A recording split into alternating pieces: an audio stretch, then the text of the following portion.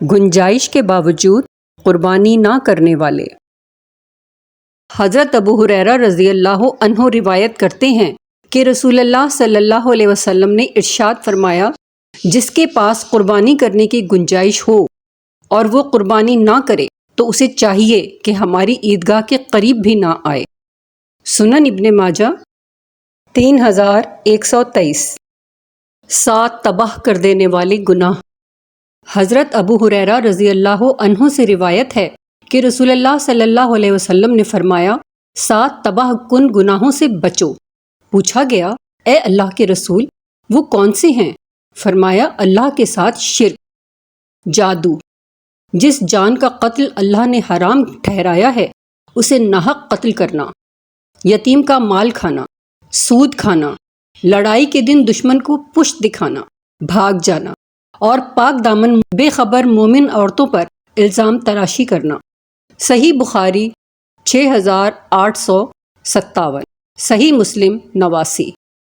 وَلَا تَعَاوَنُوا عَلَى الْإِثْمِ وَالْعُدْوَانِ۔ ترجمہ، اور گناہ اور زیادتی پر باہم مدد نہ کرو۔ سورہ مائدہ آیت نمبر 2۔ رسول اللہ صلی اللہ علیہ وسلم نے فرمایا، کیا میں تمہیں ایسے لوگوں کی خبر نہ دوں جو جہنم کی آگ پر یا جہنم کی آگ ان پر حرام ہے۔ جہنم کی آگ ہر اس شخص پر حرام ہے جو لوگوں کے قریب رہنے والا، آسانی کرنے والا اور نرم مزاج ہے۔ سنن ترمذی 2488۔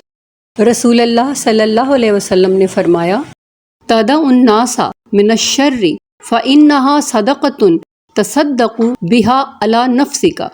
لوگوں کو اپنے شر سے بچانا بھی ایک صدقہ ہے جسے تم خود اپنے اوپر کرو گے۔ صحیح بخاری 2518۔ دل کی ہدایت کی دعا۔ اللہم اہدی قلبی وسدد لسانی واسلل سخیمۃ قلبی۔